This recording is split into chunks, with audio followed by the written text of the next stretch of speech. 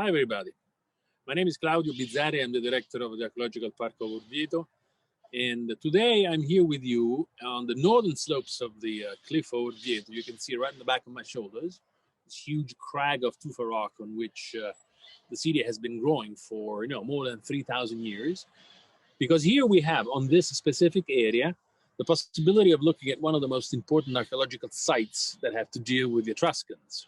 So this amazing civilization that flourished in Orvieto in the 6th century BCE.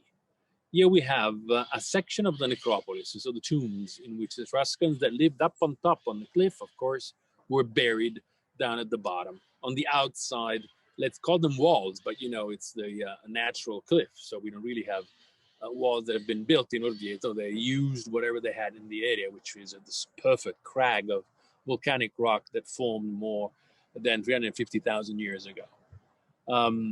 It is important to double check on the way that the Etruscans wanted to have their necropolis built, because it's a unique type of site today. And, every single city in the Etruscan Confederation decided to have their own type of necropolis.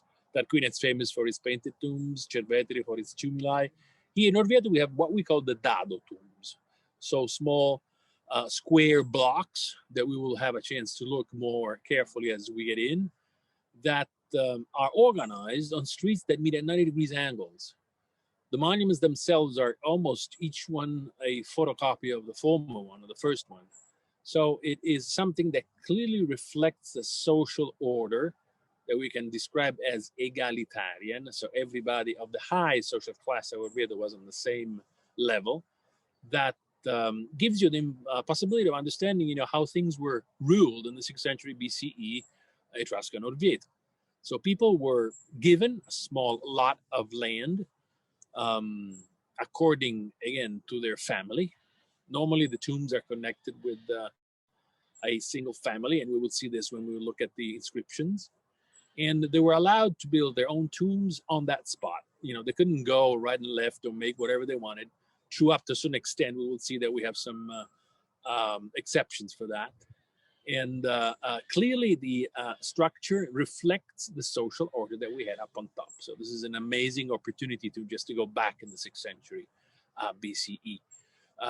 We can have a look of two different areas right now. We can move slightly to the west and have a chance to double check, as I was saying, on what has been dug in the 60s of last century, which is exactly what I have on the back of my shoulders, and what we dug again in the seasons that started in 2015. So very recent excavations that was possible to be made according, to a new way of looking at the archaeological excavation, trying to understand, what was there, why, and how it affects the general structure of the necropolis. Also from an, let me use this term, an urban point of view.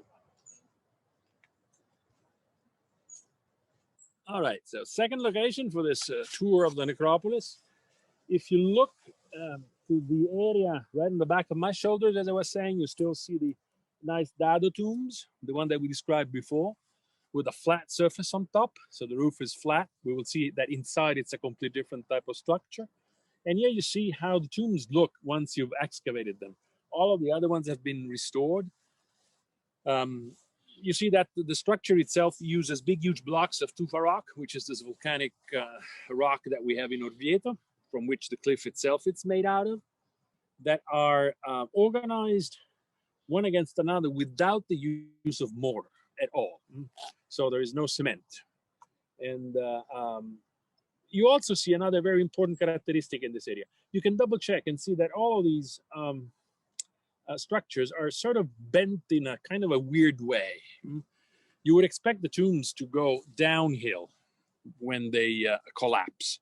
In this case, they're shifting on a big, huge level of clay, which is the Pliocenic clay that formed here 1,800,000 years ago when everything was covered by the ocean. And that it's clearly moving. It moved in this 3,000 years, sliding down slowly toward the valley. So all the tombs, as you see, are really tilted. They look up instead of looking down. They're in fairly good conditions because the big, huge layer of clay moves in one big, huge piece. And so it's possible to do, a good conservation project once the excavation has been done. This area here that we're looking at right now, it's one of the most critical ones because it gives us the possibility of understanding how, even if the necropolis is perfectly, as we were saying before, organized on a grid, in this case we have an exception, and the exception is really important.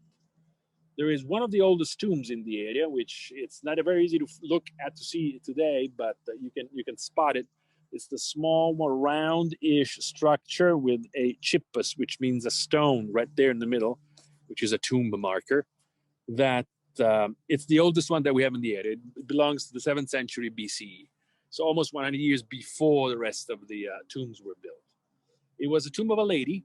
There is still the sarcophagus 2.5 meters down deep into the ground that had very few bases, but the important thing is clearly that was connected with a woman that was fairly powerful. Everybody then wanted to be nearby that tomb. So I was, let's say, the owner of one of the tombs in the area. I wanted to be buried in a tomb that was as near as possible to that lady, meaning that, again, she had an important social role at that time in the society of the Etruscans of Velsna, which is the ancient name for Orvieto.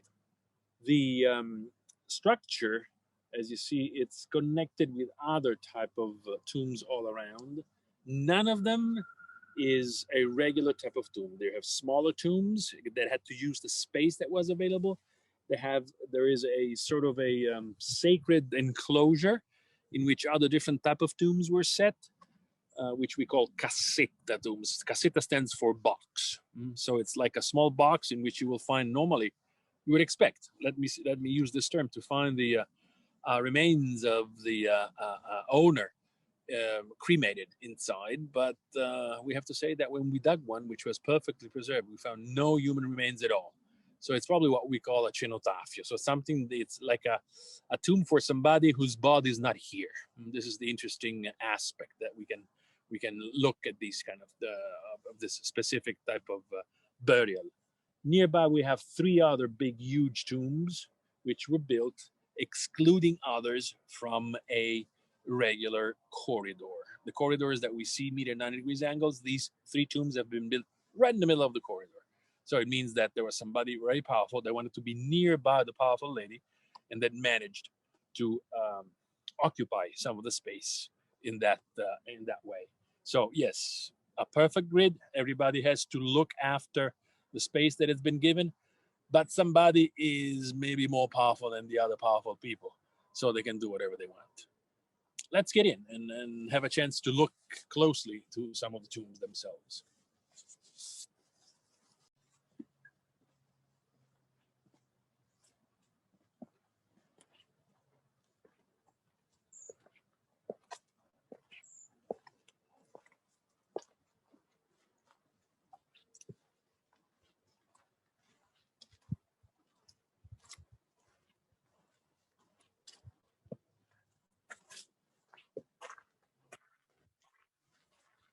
So here we are. Now you have more or less also an idea of the real dimensions, because you can compare the tombs with my body. And here we have one of the features that we normally find on every single tomb in Crocifisso del Tufo, which is the inscription that we have on the architrave. So we have letters that have been incised in the tufa rock, giving us the information of the owner of the tomb itself. And it is interesting to see that the inscriptions normally always start with a formula, which is a characteristic of the area. It's an M and then I, me, which means it's a tomb that it's speaking to the viewer. It's talking to you, or you're looking at the tomb, and the tomb is saying, "I am the tomb of," and then you have the first name and the last name in the genitive form. So I'm the tomb of so and so of the family. It is the way of understanding who was buried in. Just if you walked through the tomb itself, through the necropolis itself, you could look at the inscriptions, you could look at the tomb and understand who were the important families of Orvieto. Probably on top you had also the cippi, which were the funerary tomb markers They were made out of different type of rock. Usually, you can find them today, like the one that has been filmed right now at the bottom. But normally they were on top of the tomb itself. We don't know exactly what they were used for, but probably the markers that give the information on how many people were buried in the tomb and what kind of gender they were connected with. So on the outside, this is what we have. We started with an inscription which is, let's say, unusual, because as you see, it goes from left to right, and this is not normal. The Etruscan used to write from right to left. So now we are inside one of these tombs. The upper part here in the first part of the chamber is gone. This is, I must say, also an unusual type of tomb. It's a double chamber, which is, not very common. And this allows us, though, to understand how these tombs were built. Why?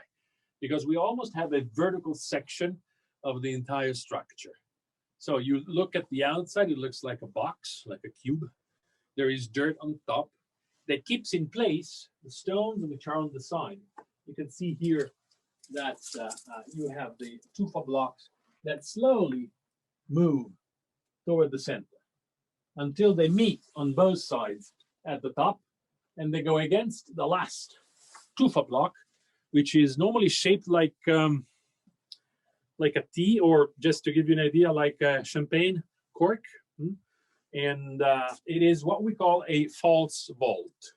So it's not really a vault, meaning that if you remove that stone, since you have the dirt on both sides, it will keep the structure safe. Nothing collapses because there is the weight of the dirt on the outside. And this is basically one of the structures that will then bring to a regular arch later on. And the arch, as you know, has the keystone right in the middle. And in that case, if you have an arch and you remove the keystone, everything collapses down. In this case, instead, it stays up. Double room, double chamber with big, huge stones that divided the space. That's the back side, where you also had funerary beds for normally the married couple. So you have to imagine these tombs used by two individuals, the man and the woman, and then probably all the different relatives that did not reach a social level that they could have their tomb of their own. I think one of the tombs that was dug in the 60s gave up to 15 or 17 burials inside.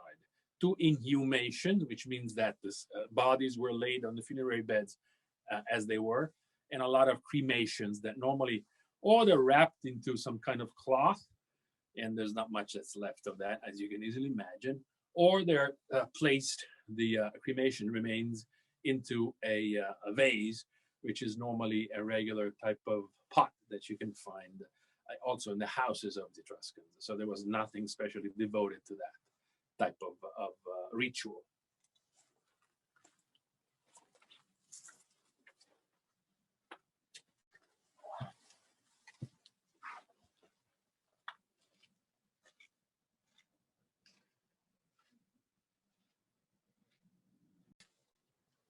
Okay, here we are now in front of one of the funerary monuments that has been partially restored. You see, this is the tufa rock that has been used in the 60s, 70s to be, to rebuild the structure itself.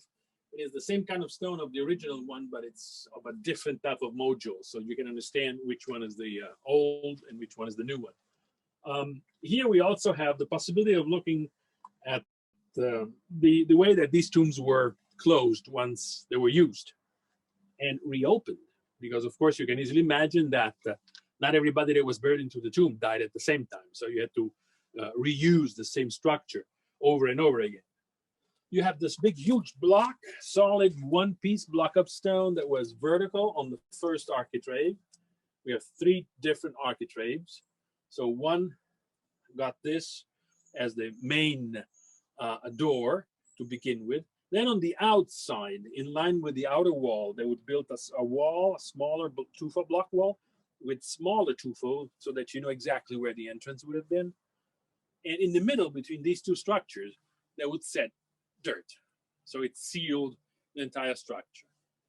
It is very interesting to understand for us archaeologists why that dirt, which is in the middle, sealed in the 6th century BCE is so important because it gave the possibility to rescue, to gather, to collect a lot of pieces of pottery that were the proto-historical pottery phase of Orvieto. So before the Etruscans, what we call the Villanovian Iron Age culture of the 9th century BCE.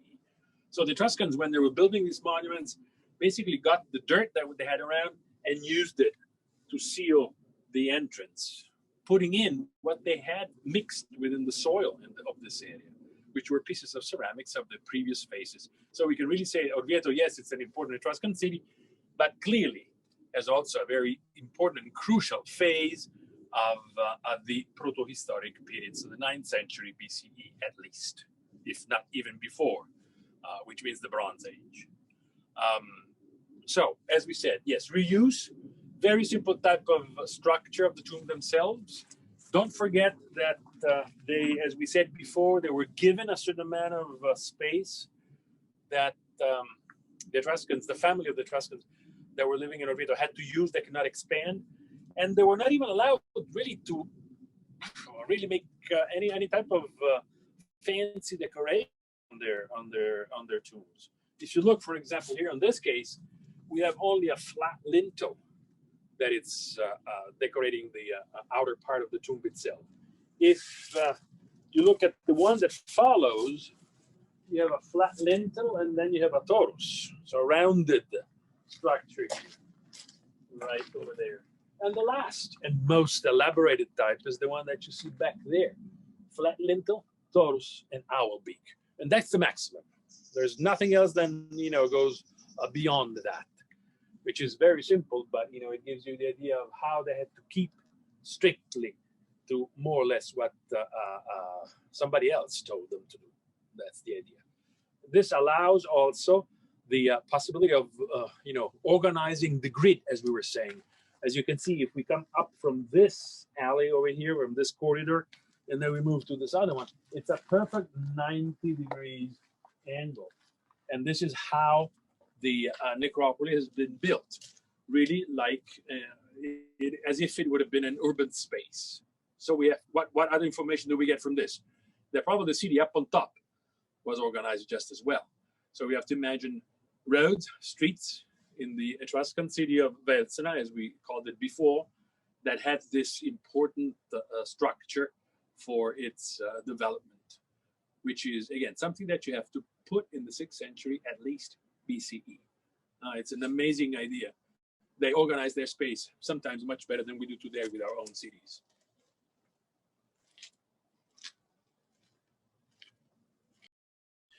Right now we're in front of a series of inscriptions that it's worth looking at a little bit more, because they allow us to understand a few, let's call them mysteries. Now, there are so many mysteries about the Etruscans that are really fake mysteries. In this case, we have something which is, in fact, real.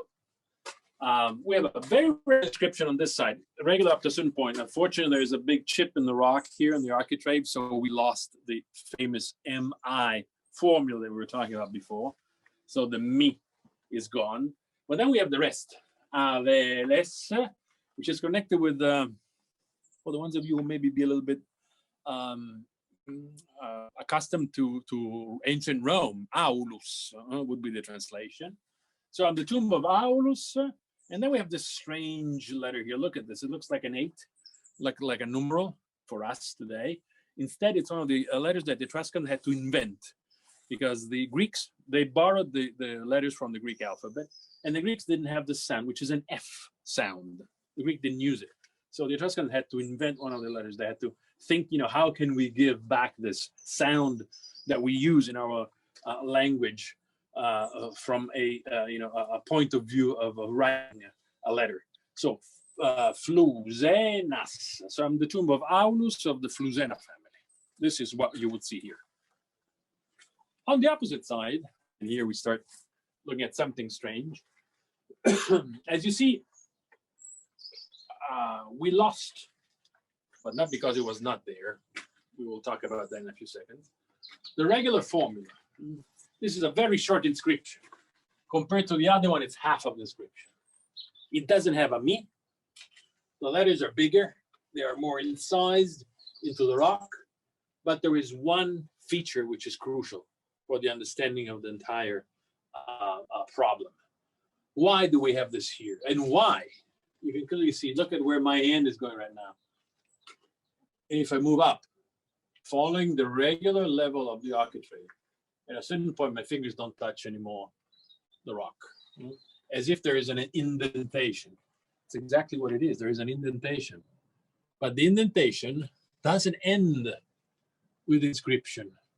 The indentation keeps on going down and down and down up to this area. So from here to up here, we have a regular length of the inscription, which was clearly chiseled away. They removed the inscription.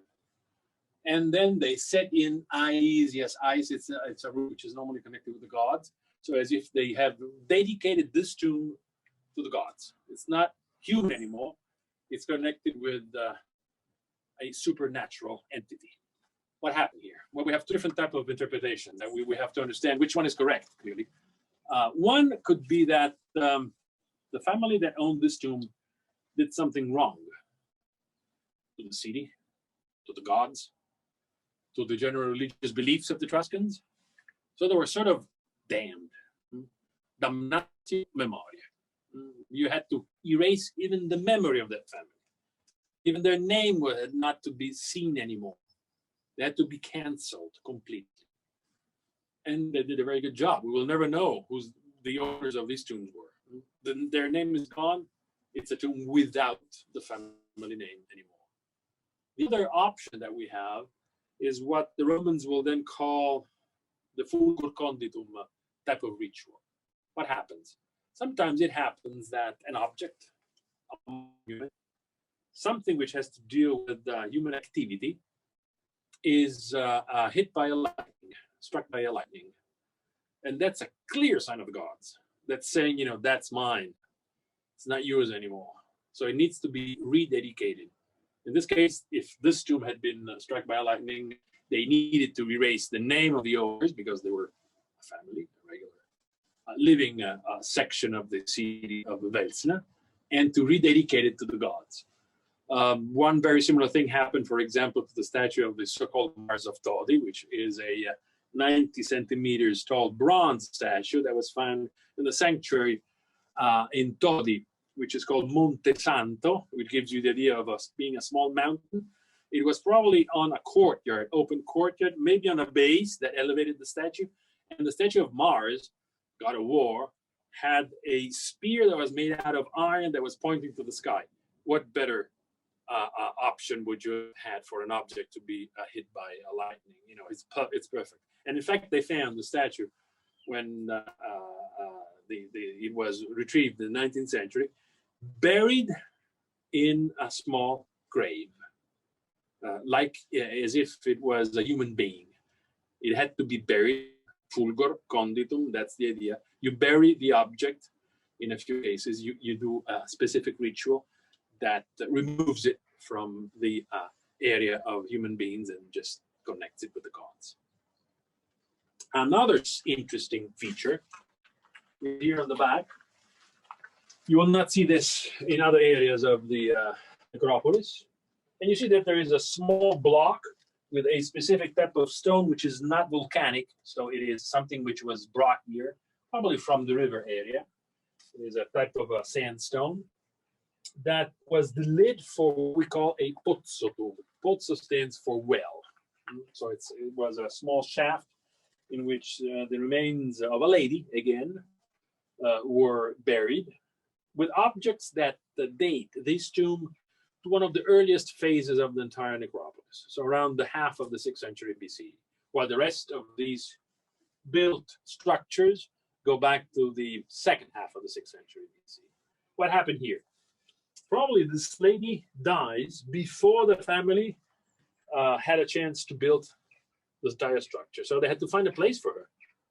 You know, and where else, if not in the small lot of land that was given to the family. But doing this, she used a small portion of the land that was allowed for them. So they could not expand anymore. So they had to make the entrance on the opposite side. shorten the tomb itself, and again, keep safe the place, let's call them where the grandmother was buried at that point. So an idea again on how very strictly they had to keep in mind that they could move. They were not allowed to do whatever they wanted up to an extent. They had to keep to the rules.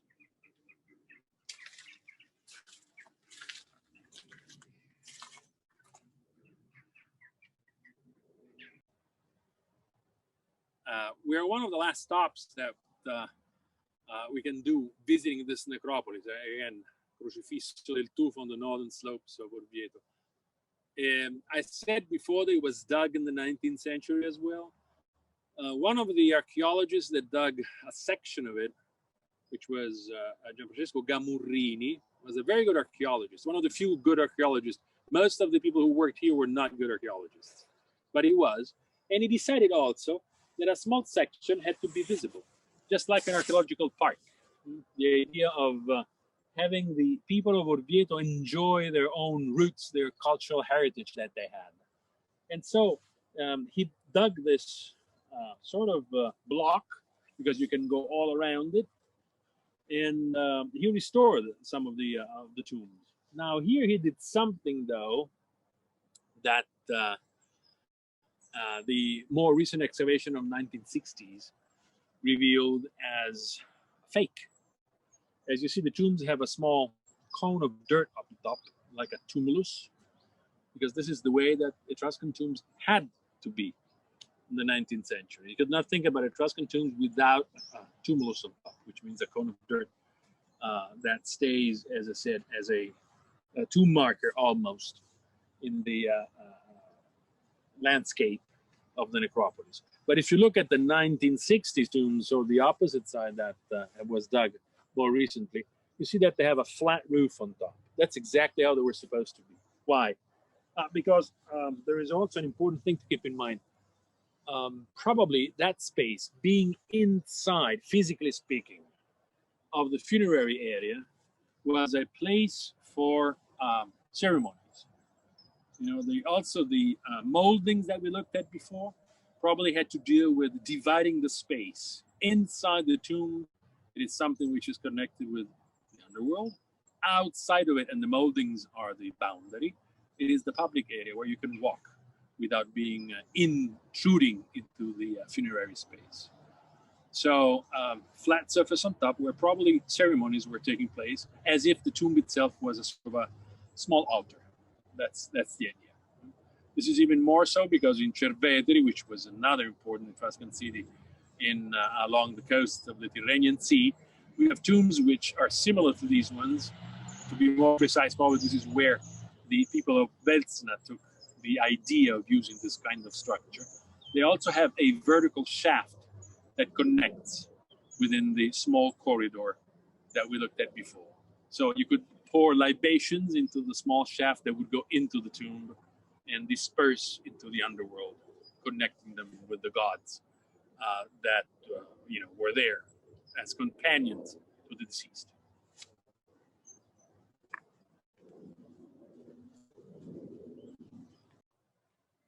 So here we are at the end of this very, very, let's call it concentrated tour of the necropolis of Crocifisso del Tufo.